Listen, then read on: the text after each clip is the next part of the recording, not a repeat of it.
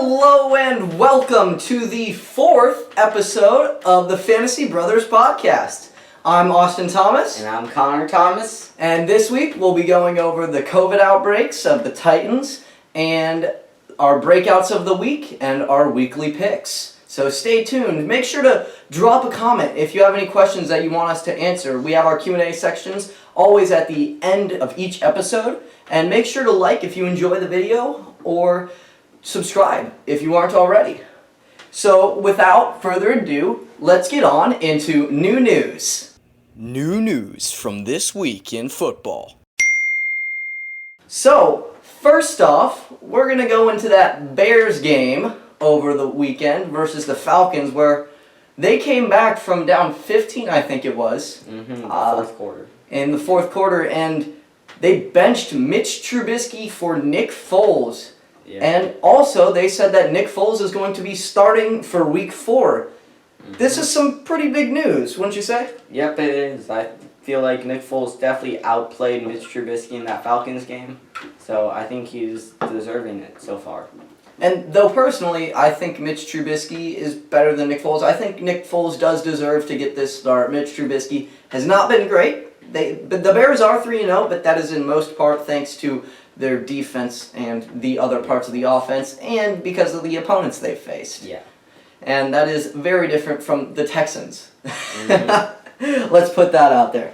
All right, so something else that we've seen is that over for the New Orleans Saints versus the Packers, the hard count was very audible, and Aaron Rodgers was able to pull a lot of those Saints off sides with that hard count. Yep. Now, do you think that could prove to be a bigger disadvantage to other teams in the future? Oh, definitely. If their quarterback can't do that, as good as Rodgers can, I mean, yeah, the Packers are going to have a big advantage over everyone. And the Saints going to be having a big disadvantage compared to most people at their home because they've been used to having those huge crowds and the loud fans up there in the Superdome, but I guess that's something that they'll hopefully have fixed if COVID can ever get under control, but that's something that we will have to wait and see on. Who knows what the future's going to look like. I don't know. All right, so talking about COVID, we had our first COVID casualty in A.J. Terrell over the weekend versus the Bears. Wow. Falcons unable to stop that Bears offense in the fourth quarter and sorely needed A.J. Terrell at the end there, wouldn't you say? Yeah, probably. It definitely helps them a bit, but yeah. Yeah. And some bigger news along with COVID, the Tennessee Titans had 8 players, or is it not? No, 9 people now have COVID, and their game versus the Steelers has been postponed until either Monday or Tuesday. They haven't mentioned that yet.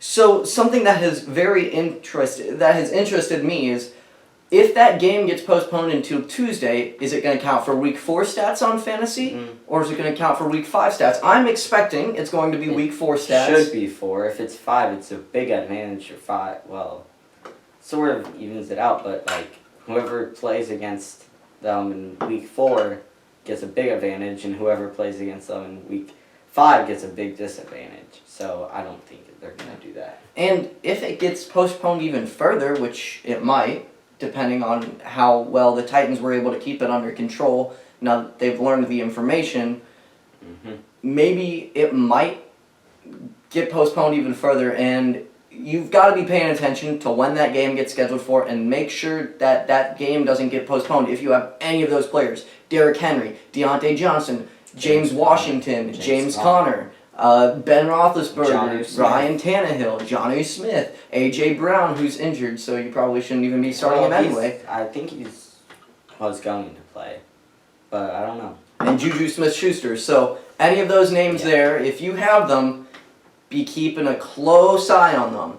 So that's something that you'll have to go with. And so to round out our new news section, we're going to talk about our best and worst guesses from last week. So my best guess from last week, and I am very proud of this, is Allen Lazard. I had kind of went out on a limb on this last week, thinking that because the Devontae Adams injury and because how well the Packers offense had been doing, that Allen Lazard would benefit hugely from that. And what would you know, but he gets 6 receptions for 146 yards and a touchdown.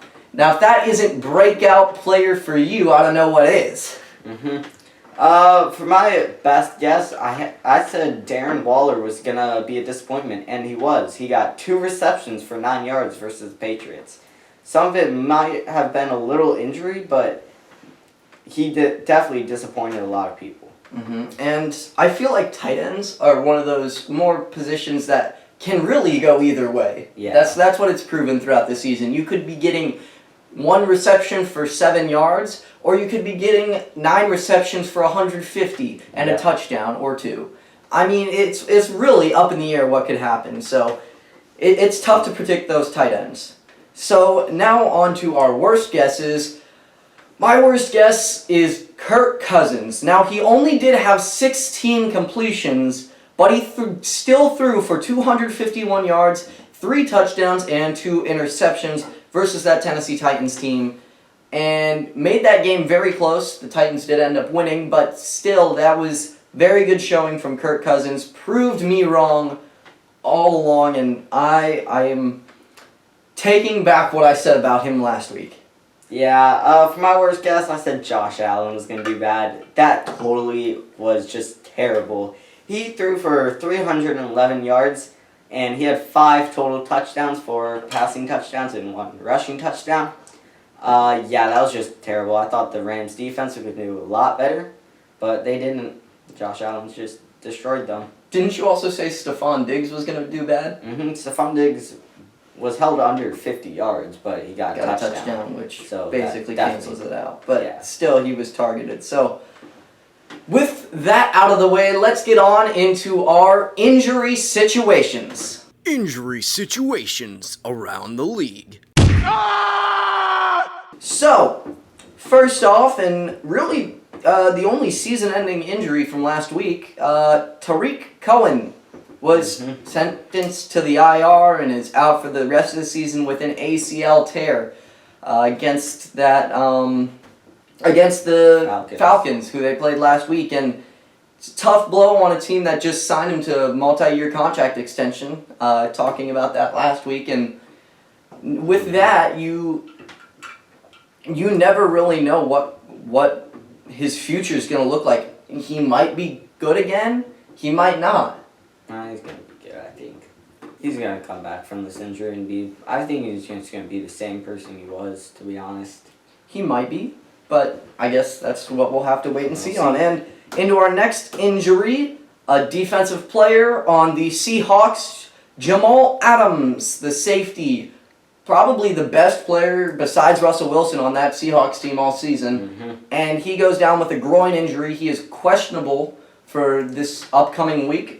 And that's something that you'll definitely have to see if you're going up against the Seahawks, who are Miami. So Miami has not done well against wide receivers as it is. And if Jamal Adams is out, that's going to be probably a pretty nice matchup for your wide receivers. So if you've got Devontae Parker, if you have Preston Williams, I mean, even Mike Gesicki might be on there. So if Jamal Adams is out, you should be keeping your eye on those guys. And next injury, we have Chris Carson, also on the Seahawks, the running back. He has a sprained knee and is questionable for the game against the Miami Dolphins coming up.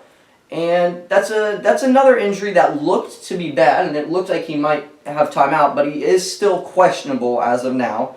So it is something that you'll have to pay attention to, but make sure that you have a backup running back just in case he's not able to play. I don't think he's going to play this week. They said it was out for like 1 or 2 weeks, but they were going to see, but I don't think he's playing personally, but I don't know, so he might. All right, I had seen a report that I think he was getting close to being able to play, so I guess pay attention to that at game time. So next injury, we have Dallas Goedert. I'm going to go Goddard.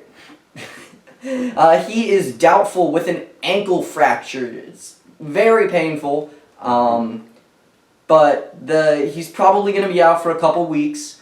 So Zach Ertz is going to be getting all the tight end receiving yards and all the tight end Wow. targets, which is going to be a lot in that Philadelphia offense. So maybe looking up for Zach Ertz, but definitely a big blow for their second tight end. And then into the next injury, we have another defensive player, and the number 2 overall pick, Chase Young. He is doubtful for the game this upcoming week with a groin injury. And that is very tough for the Washington defense going up against one of the best offenses in the NFL with Lamar Jackson and the Ravens. Didn't look too good, though. They didn't, but that was the Chiefs they were going up against. Can you really blame them? Lamar didn't do too good. So They don't have that good of a defense, though. Chiefs don't. But it's pretty good. I mean, it's not great, but it's pretty good. Nah. I'd say it's upper tier. Overrating defenses again. Okay, whatever. On to the next one, we have Deontay Johnson, who is probable for the game, but he is in concussion protocol. So with all concussions, you always have to make sure that they're able to play, because if they're showing any signs of it at all before the game, they're not going to be able to play. So make sure to pay attention to that. And then on to John Brown with a calf injury is questionable for the Bills this upcoming week. And I don't think it's supposed to be that big of an injury.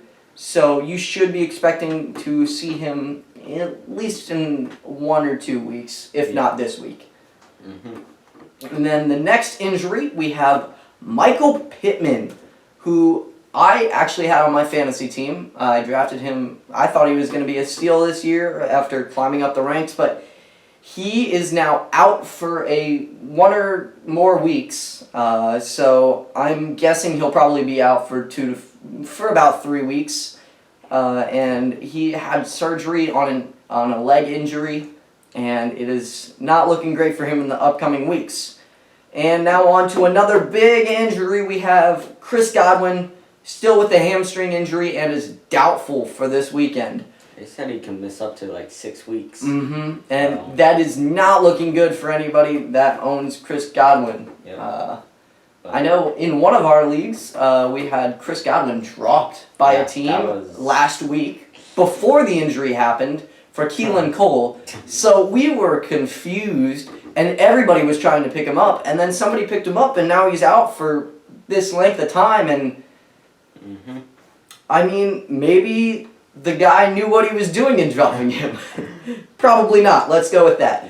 And so now on to the Chargers, who had 3 big injuries on their team. They had Chris Harris, who is put on the IR with a foot injury.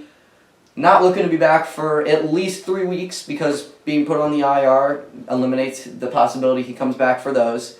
That is a big blow for that Chargers defense, and anyone going up against the Chargers defense, it is great for. So make sure that if you're going up against the Chargers, who are the Tampa Bay Buccaneers this week, Scotty Miller, who, if Chris Godwin is out, Scotty Miller is going to be a nice target. Plus Mike Evans. And Mike Evans, well, obviously Mike Evans. Mike Evans is always the obvious choice, but a guy like Scotty Miller is a very good waiver wire pickup if he's available, which I don't believe he is in many leagues. Well, I mean, probably about 50% of leagues he'll be available. So make sure to watch out for him. Also, I was checking up on some of these guys, and I saw James Robinson had gone up to about 95% rostered recently. And I had tried to pick him up when he was at 10%. Or way below that, and I was so hoping I would get him. He was probably going to be one of my favorite guys this year, and then I barely got beaten out by the one guy above me in the waiver order that put out a claim. So, sucks for me, but that's the way fantasy football is. I'm the person who dropped. So, now on to the next injury for the Chargers. Brian Bulaga, the guard, is questionable with a back injury. So if you've got Joshua Kelly, make sure to watch out for that. I probably wouldn't start Joshua Kelly because he's going up against the Buccaneers. Buccaneers defense did amazing last week, but they were also playing the Broncos. Yeah, who don't have anything until Drew Lock's coming back in next week. They said week 5 he's sounding very likely to come back, which nice. is great because I still have him as a breakout player. Yeah, at least he's got a very weak schedule though. So Broncos players got that weak schedule coming up, but back to the Chargers and their injuries. They had one last one, and this was Mike Williams, who is also questionable for this week with a hamstring injury. I expect he'll probably be in the game, similar to Bulaga. I believe both of them will be in the game, but it's definitely something that you'll have to watch out for. And with that, that will conclude our injury situations and get us on into probably my favorite section, the breakouts of the week. Breakout Players of the Week. So, first off, we're going with our QBs, and for my QB breakout of the week, I've got Jared Goff versus the New York Giants. Jared Goff and the Rams have proven to be a very good offense so far, though maybe they haven't won as many games as they would have liked to. They still got a good offense going up against this Giants team that lost to the Bears. Yeah. Well, they lost to San Francisco. They lost to San Francisco, and they lost to the Bears, and they lost to somebody else who I can't remember. But they're not looking like a good team right now. Steelers. But yeah. So I'm just saying Goff is a very good breakout candidate. His report with all of his wide receivers are getting much better. Robert Woods and Cooper Kupp. Yeah. Just to name a few. I also have Jared Goff as my breakout, playing against the weak Giants defense, and with Robert Woods and Cooper Kupp in, it's going to be a good day for Jared Goff, hopefully.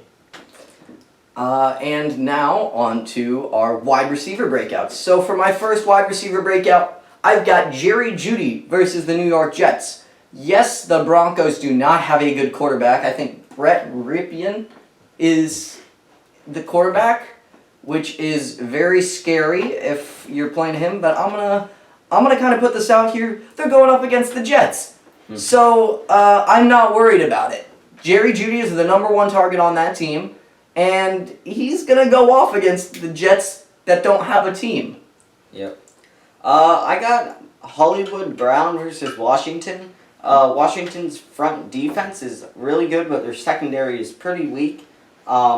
I feel like Lamar's going to want to step it up from the loss against the Chiefs, and I feel like he's going to show that he can throw the ball a lot, and Hollywood is going to be probably his favorite target this week. I think so. Hollywood is that deep target, and lighting a fire under Lamar is not something you want. Yep. So on to my second wide receiver breakout of the week. I had Christian Kirk versus the Carolina Panthers. Carolina Panthers have done okay this season. They were able to hold the Chargers to like 20 points last week, which was great, even though Herbert got 311 yards. And something similar to that, I think, is going to happen with this Arizona Cardinals offense, which is amazing and has been all season. Though Kirk hasn't gotten the ball too often, he's going to be the second option this week. And Carolina is going to want to try and shut down DeAndre Hopkins with anything they can. So Christian Kirk, I think he's going to break out. Yep. I got Tyler Boyd as my breakout player. They're playing against the Jaguars, who have C.J. Henderson and no one else. And C.J. Henderson's probably going to be guarding A.J. Green. Probably going to switch it off, basically, but I feel like Tyler Boyd is Joe Burrow's favorite target, definitely, and I feel like Tyler Boyd is just going to do amazing. All right, and now on to our running back breakouts. My number one running back breakout is someone that you'll definitely have to pay attention to, is David Johnson versus the Minnesota Vikings, because, for one, that game is looking at postponement still, though it hasn't been confirmed, and the Vikings have had zero positive cases, which is great. So you should expect the game to be played, but always, as with this COVID situation, you can never be sure about anything. So make sure you're paying attention to that. If you have David Johnson and he plays, he's going to do great. He has done well against these great defenses that they have come up against. They went up against the top 3 teams in the league probably just these past 2 weeks, Yeah. unless you want to count the Bills up there, Packers, those teams. But they've faced 3 really good teams to start off the year, and David Johnson is finally going to be getting a break against this Minnesota Vikings team and show that he is still a great player in the NFL. Yep. I got Melvin Gordon versus Jets. I feel like Melvin Gordon is going to be their whole offense because the Broncos have a trash quarterback and they have Jerry Jeudy as a wide receiver, but other than that, it's KJ Hamler and no one else basically. So Melvin Gordon's going to be like their whole offense, and it's the Jets, and the Jets suck. Noah Fant says hi. Okay, well Noah Fant is there, so that's also. All right. So now on to our next one. I'm going with a guy I mentioned earlier in this video. James Robinson versus the Cincinnati Bengals. James Robinson has had a stellar start to this season, and he's going to continue that versus one of the worst run defenses in the league in the Cincinnati Bengals, and he's just going to prove even more that he's worth to be rostered on almost every team in the league. Yep. I got Carlos Hyde versus the Dolphins. With Chris Carson maybe out, Carlos Hyde is going to be taking most of the carries against the Dolphins. Dolphins don't have that good of a defense and let James Robinson score like 30 points last week. So Carlos Hyde, I think, will do amazing. All right, and now on to our tight end breakouts. My tight end breakout of the week is Tyler Higbee versus the New York Giants. Now, I said it earlier, I thought Jared Goff was going to do well, and he's got his 2 great targets in Robert Woods and in Cooper Kupp. But he also has Tyler Higbee, who might not be getting enough attention, though he is one of the top tight ends in fantasy football. He is. He is still going to break out versus a Giants team that has no defense. Yep. I got Hayden Hurst versus the Packers. I think that the Packers are going to be ahead most of the game, which will lead to more passing attempts from Matt Ryan, and Hayden Hurst is a pretty good target for them, especially if Julio playing? I believe he's questionable. And Russell Gage is also injured a little bit. I don't know what his status is. I think he's questionable also. But yeah, especially with those 2 injuries, Hayden Hurst will be a big target for them, and I feel like he's going to do good. All right, and with that, we are done with our breakouts of the week. So let's get on into our disappointment players. Disappointment players. So, first off, for QB, my disappointment of the week is Carson Wentz versus the San Francisco 49ers. Carson Wentz has not had a good start to this season, and going up against one of the best defenses in the league, the San Francisco 49ers, can you really expect Carson Wentz to do any more than what he's done already? Well, most of their team's injured, though. The Niners. But still, it's the Niners. Yeah, I know. And they've still got a good defense. So I'm going with Carson Wentz as a disappointment player of my QB. Yeah, this might be a surprising pick, but I got Drew Brees versus the Lions. With Michael Thomas probably out, I think he's still out. Drew Brees hasn't done that much, except most of he's getting stat pads from Alvin Kamara. Alvin Kamara is helping him a ton, and I don't think he's gonna do that good versus the Lions. Might be surprising, but Okay, that's an interesting pick, but you always gotta have an interesting pick if you want to make this interesting. So, let's get on into our wide receiver disappointments, and my wide receiver disappointment is Terry McLaurin versus the Baltimore Ravens. The Baltimore Ravens have a great defensive line. The Redskins do not have an offensive line. Dwayne Haskins loves to get sacked like 7 times every game. And he's not going to be able to get that ball deep to McLaurin, especially with how good the Baltimore defense is. It's not going to be a pretty sight to see from Terry McLaurin this week. Yep. Okay, this might be another surprising pick, but I got Adam Thielen versus the Texans. Texans secondary has been decent, but especially since they just added Earl Thomas to, I'm pretty sure they They Did added to Earl Thomas, right? I didn't hear anything exactly about that. Earl Thomas. No, the Texans did not. Okay, they called off the workout. Okay, so never mind about that. I got Terry McLaurin also. Yeah. For the same reasons? Yeah, same reason. All right. So we're taking that back, and let's go on into our running back disappointment players. Now, I actually had two because my main disappointment player is Derrick Henry versus the Pittsburgh Steelers. Derrick Henry, he's a great player, right? Great player. That Pittsburgh team shut down Saquon Barkley earlier in the season, who is probably a better running back than Derrick Henry is. Now, the Titans are a run-heavy offense, but this Pittsburgh team is going to take the lead, right? And they're going to make them throw the ball. They're not going to have Derrick Henry run it because they won't be able to run it, even if they want to. So, I'm going to go with Derrick Henry. But, if this Pittsburgh versus Tennessee game doesn't work out and has to be postponed even further, another disappointment player for me would be Antonio Gibson versus the Baltimore Ravens. As I've said earlier, this Washington Redskins Washington football team does not have an offensive line. And Baltimore has a great defensive line. They have a great team on defense. Antonio Gibson doesn't stand a chance, just like Terry McLaurin doesn't.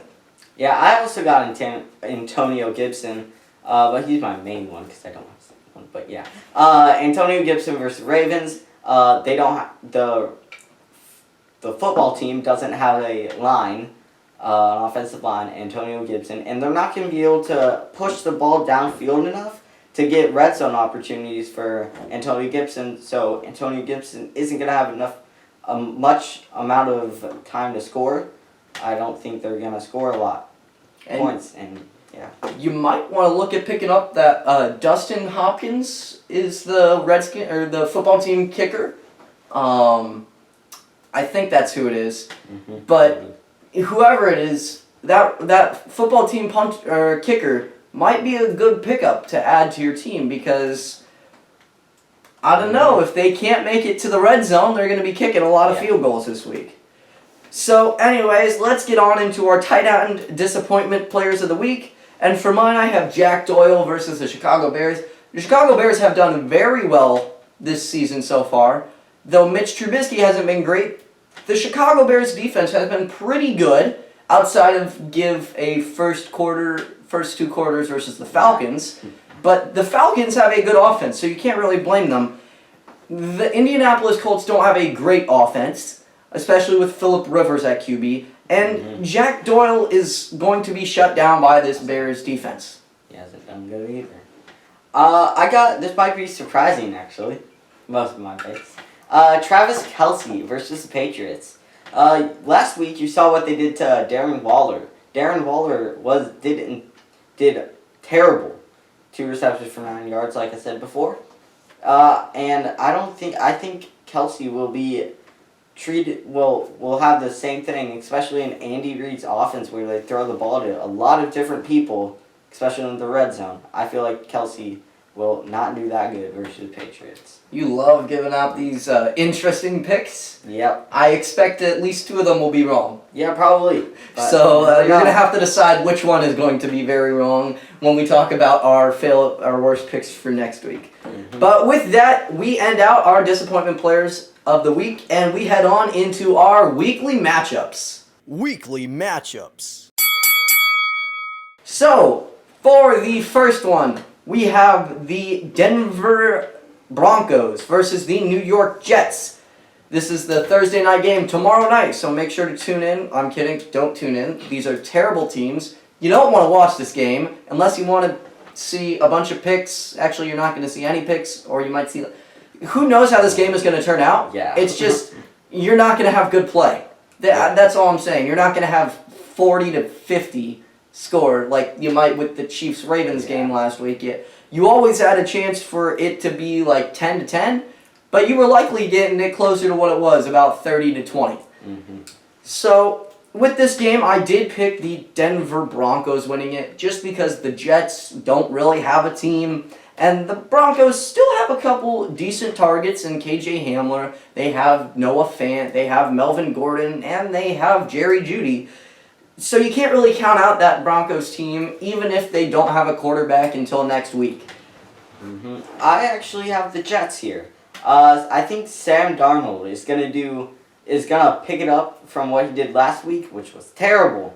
But against the Denver defense, who they have a mediocre secondary, I feel like Sam Darnold is gonna go off, even with his targets that he has, even though he doesn't have a lot. But I feel like Sam Darnold is gonna carry them.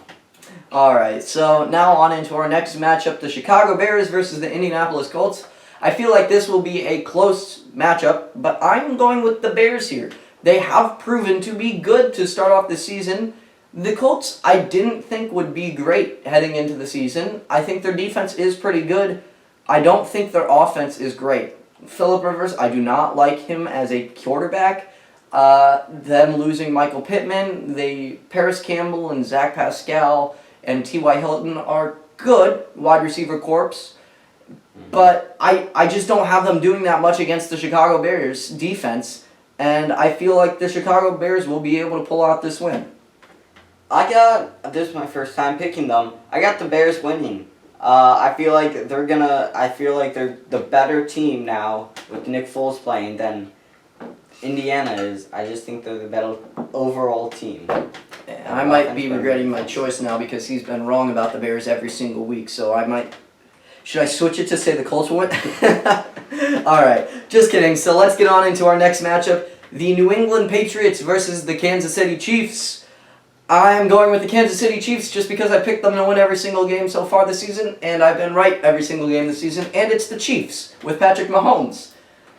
Daddy Mahomes, so... Okay, I also have the Chiefs. I just think they're going to be better. Yeah. I mean, there's no two ways around it. The Chiefs. Yep. All right, so now on to our next matchup. We have the Arizona Cardinals versus the Carolina Panthers. I have the Arizona Cardinals. Panthers, not a great team. The Cardinals, a great team. Go on.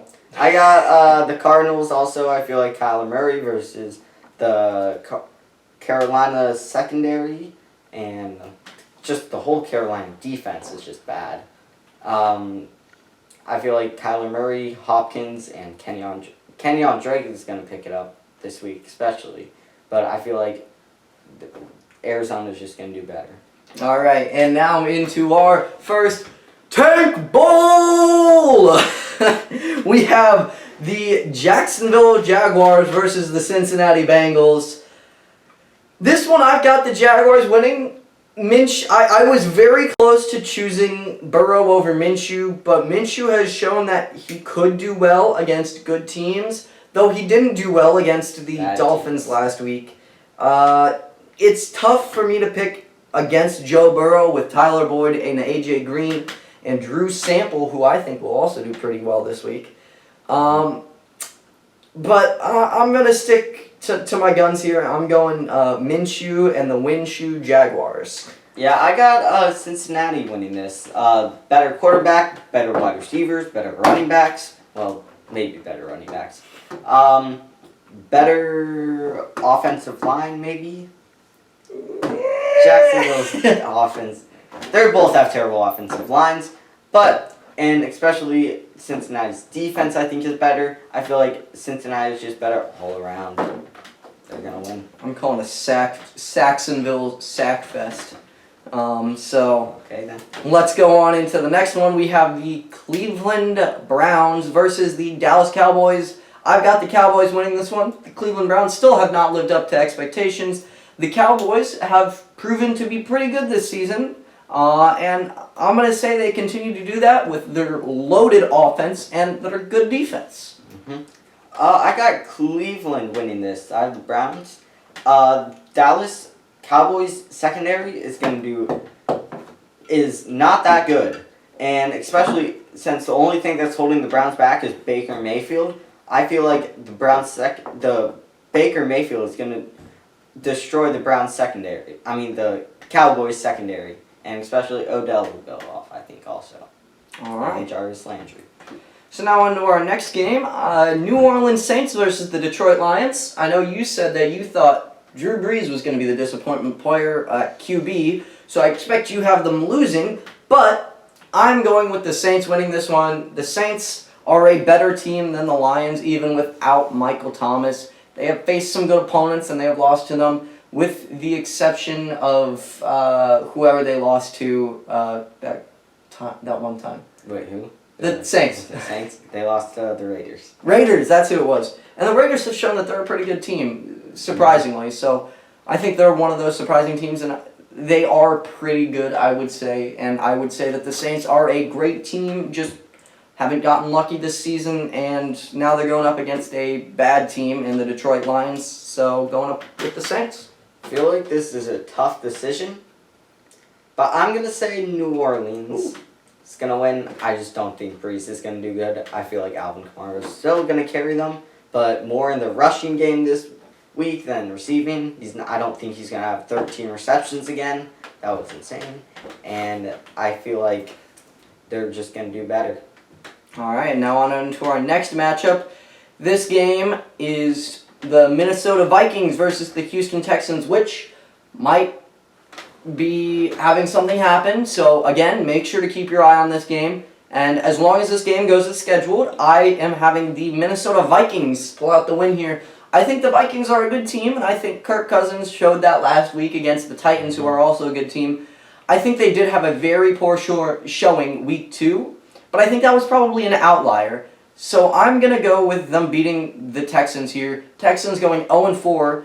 The Texans are not a bad team. They have just had the worst schedule in the NFL to start off this year. And I don't know how the schedule makers let that happen, but yeah. I feel bad for the Texans and the Texans fans, but you will have a bright future ahead once you finally start playing teams that are not the Chiefs, the Ravens, the Steelers, and the Vikings. Mm-hmm. I also got the Vikings. The Vikings aren't that good, though. They're 0-3, right? I believe, yeah, they're 0-3. But I still think the Vikings will pull out this win. Dalvin Cook, Adam Thielen, Kirk Cousins. The only thing that's bad, I feel like, is their secondary, which did...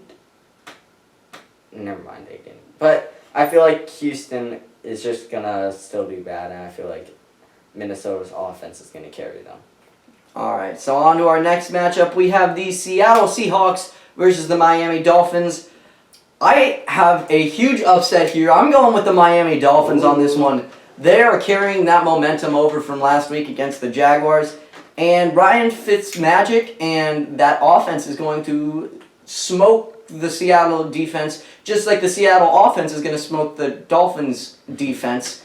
But I just think that the Dolphins and Fitzmagic are going to somehow Fitzmagic this win out of somewhere. Yeah, no. I got Seattle. Russ is just going to cook. Just going to cook.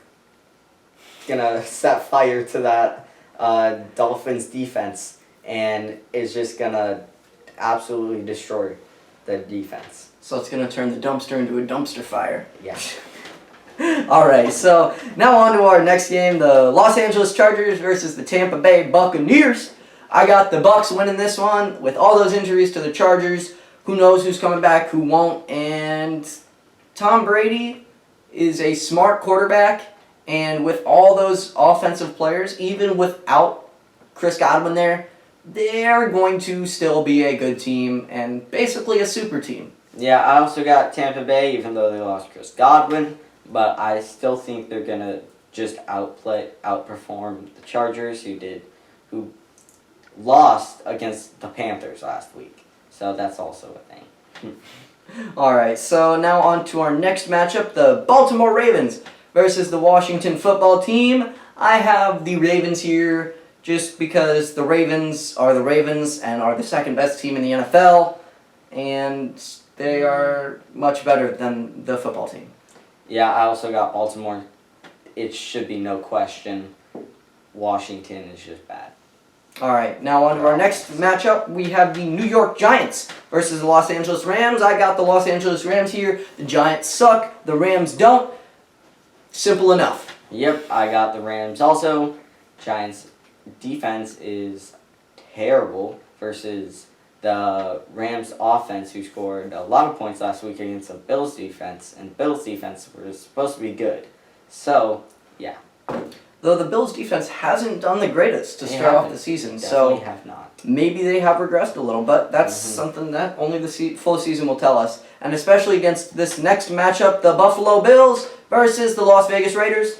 I've got the Buffalo Bills winning this one. The Bills' offense has been tremendous to start off the year. They are 3-0, and I don't think the Raiders are going to be able to stop that. Yeah, I got the Bills. Josh Allen has shown that he can destroy teams, and I think he's found his accuracy, and he's been doing good. All right, and on to our next matchup, the Philadelphia Eagles versus the San Francisco 49ers. That 49ers defense is still very good, and I think they're getting back Jimmy Garoppolo this week, which is going to be nice. And even with the injuries to their team, the Philadelphia Eagles have not done well to start off this year. I think that's going to continue with some more headaches versus the Niners. I got Philadelphia winning this game. I think Miles Sanders is actually going to carry their team, and I feel like it will be a low-scoring game. Last time I said that was a very high-scoring game, but I firmly believe that this will be a very low-scoring game, and I feel like Miles Sanders is going to be the one person that does good. All right. And on to our Monday Night Football matchup, the Atlanta Falcons versus the Green Bay Packers. I've got the Green Bay Packers because Aaron Rodgers has torched every defense he's touched, set them on fire as if they were wood sitting in the street, newspapers laying on the ground, or just a thatched roof with the fireplace right underneath it. So, the Falcons have started 0-3. They have gone up against good teams, right? They lost to them. They've gone up against the Bears, who have a terrible offense. Technically 3-0. And yeah, they're 3-0. Yeah, but it's the Bears. Just because they've won games doesn't mean their offense is any good. If you thought the Bears won that because of offense, the Eagles weren't able to really stop the Bears in that fourth quarter. If the Packers are down in the fourth quarter, Rodgers and co. are going to be 10 times better than Nick Foles was with the Bears in the fourth quarter. So you can expect if the Packers are down 21, they're going to be coming back in the fourth quarter. Mm-hmm. I have Green Bay. I feel like Atlanta's defense is just terrible. Just awful. I think they've let up the most points of any team, and one of the worst. They're just terrible, and I feel like Green Bay is going to be able to destroy them. And talking about letting up the most points, the Packers have scored the most points through their first 3 games in all of football and in franchise history, which is a very cool record to be holding, and deservedly so for Aaron Rodgers for how long he has spent with the organization and how much he's given them. So on to our last matchup, one that you have very much got to pay attention to. The Pittsburgh Steelers versus the Tennessee Titans, with it being rescheduled for either Monday or Tuesday as of now. You will have to pay attention to when that is firmly rescheduled for, and make sure that neither team gets COVID outbreaks. But if the game goes as planned on Monday or Tuesday, I am going with the Pittsburgh Steelers here.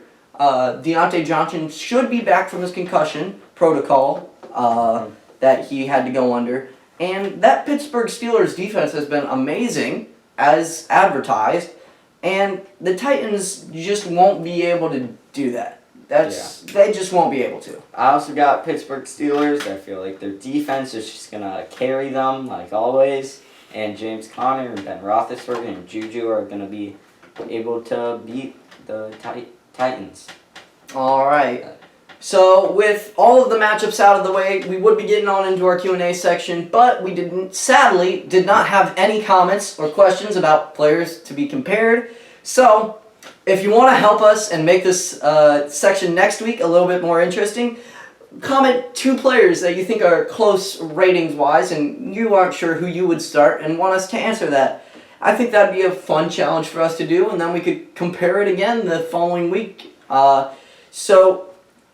And with the Q&A section, the very abbreviated Q&A section, out of the way, that is going to wrap up the 4th episode of the Fantasy Brothers podcast. So, if you stuck along this far, thank you so much for watching. If you did enjoy it, please drop a like, subscribe to the channel if you aren't already, and like we just mentioned, comment, make it interesting for us. Give us something to talk to you about. We want to intertwine with our fans, connect with our fans. It's always nice to have a good community. So, thank you for watching, and make sure to watch these games. Have a great rest of your day and week, and we will see you next week. Peace!